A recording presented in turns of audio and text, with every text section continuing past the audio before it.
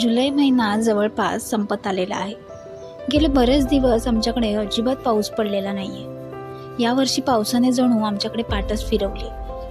कोकण म्हटलं की मुसळधार पाऊस हे चित्र आपल्या डोळ्यांसमोर उभं राहतं. पण यंदाचं वास्तव मात्र खूप वेगळं आहे.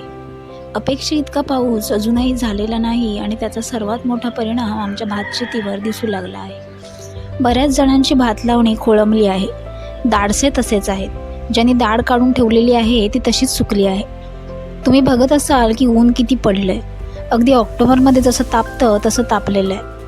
हे इथे जे गवत आहे, इथे आमची गुरं आम्ही आता चरायला आणणार आहोत. गवतही फार काही उगवून आलेलं नाही आहे, पण जे काही आहे तिथे आता आम्हाला आमची गुरं चरायला आणायची.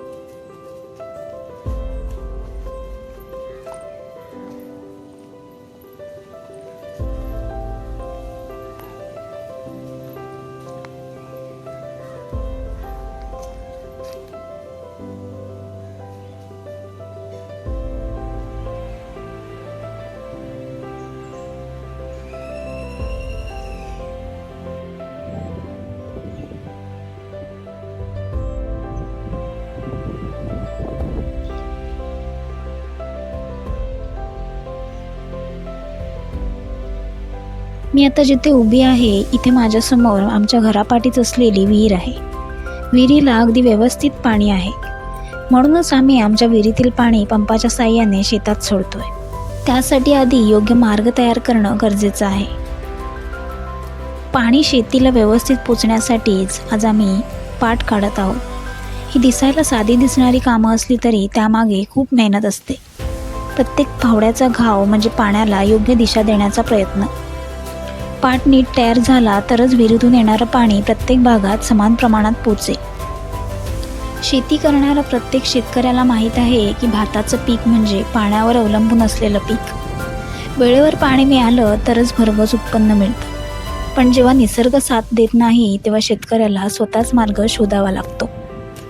म्हणूनच आम्ही आमच्या विहिरीतलं पाणी पंपाच्या साहाय्याने शेतात सोडतोय.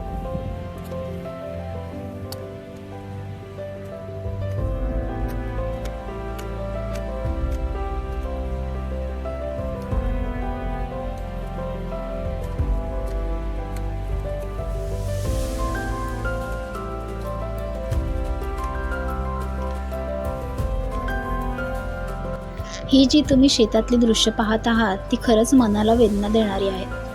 भाताची रोपं अजून व्यवस्थित वाढायची आहेत, पण पाण्याअभावी त्यांची वाढ खुंटली आहे.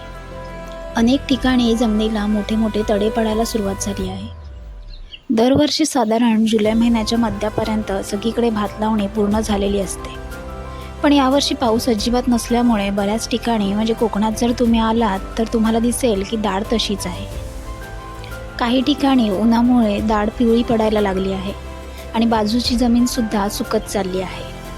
लावणी लावल्यानंतरही पावसाची गरज असते.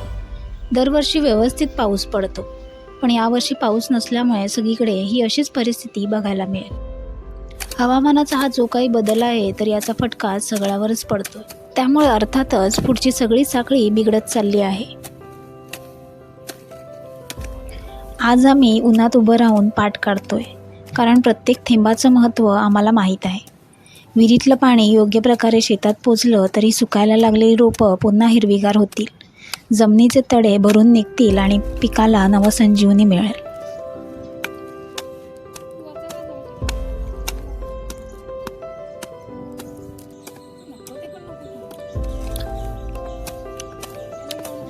शेतीमध्ये फक्त पेरणी करून काम संपत नाही.